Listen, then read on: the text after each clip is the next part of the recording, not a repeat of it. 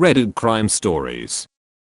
In the Ivy Hill Cemetery in Cedar Brook, Philadelphia, there sits a large plot, kept almost entirely covered in stuffed animals, donated by local families and interested visitors. The headstone reads America's Unknown Child, a permanent reminder of the child who lies beneath it, the one found alone in a box, who no one could identify. The case of the boy in the box was one of Philadelphia's most baffling crimes, stumping police for over 50 years, and still, today, leaving hundreds of unanswered questions. In 1957, a young muskrat hunter set out to check his traps, set near a park just north of Philadelphia. As he moved through the brush, he found a small cardboard box, lying discarded on the ground. Inside was the body of a boy, naked, but wrapped in a plaid blanket. Fearing that the police would confiscate his traps if he alerted them to the box, the young hunter ignored it and resumed hunting. Several days later, a college student driving down the road noticed a bunny running alongside the highway.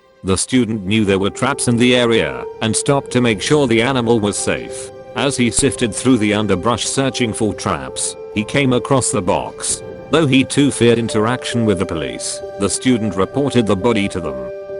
Given that the boy was young, between 3 and 7 years old, police were hopeful that he would be quickly identified. However, once they saw the body, their hopes were dashed. While people would surely be looking for a missing boy who was healthy, well cared for, and clearly loved, it was unlikely that they would be looking for a scrawny, dirty, malnourished one. Unfortunately, the boy in the box was just that. His hair was matted and seemed to have been recently cut as clumps of it still clung to his body. His body was severely malnourished and covered with surgical scars, most notably on his ankle, groin, and chin.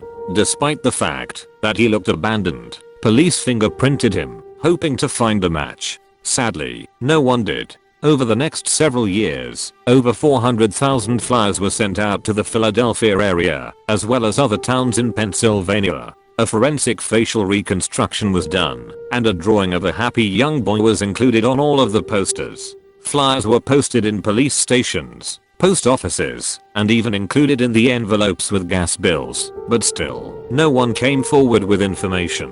The crime scene itself was searched and researched several times, but apart from several items of children's clothing, all of which led nowhere, there were no leads. To this day, the boy's identity remains as much a mystery as it was in 1957. Though the case has run cold, throughout the years the publicity and interest in the case by amateur investigators have turned up several theories. In 1960, an employee of the medical examiner's office was told by a psychic that the boy in the box had come from a local foster home.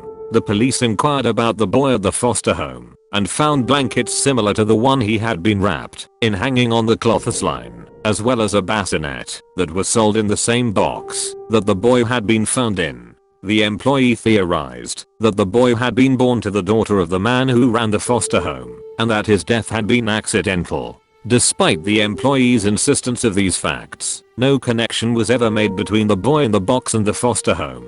It wasn't until over 40 years later that another theory emerged. A woman, referred to only as M, came forward, claiming that the boy had been purchased by her abusive mother and abused for several years in her home. M claimed that after the boy vomited up his dinner of baked beans, her mother had bashed his head against the wall as punishment. Then, she'd attempted to bathe him, during which he had died. The police initially followed this lead, as there were remains of baked beans in the boy's stomach, and his fingers appeared to be water-wrinkled, both pieces of information that were never shared with the public. They were also encouraged by M's description of the boy as a small child with long hair. This fit with their theory that his hair had been recently chopped, as well as an old testimony from a man who claimed to have seen the boy being placed in the box near the woods. Unfortunately, police eventually let the theory slide, as they were unable to verify M's claims. After looking into M's background, they found a history of severe mental illness, and when they attempted to corroborate her claims with neighbors and friends, all of them denied ever seeing a child in the home. The theory was eventually dismissed as ridiculous. Several other theories have been presented over the years, though all of them have eventually been discounted. It seems that the mystery of the boy in the box might never be solved, and that America's unknown child could remain that way forever.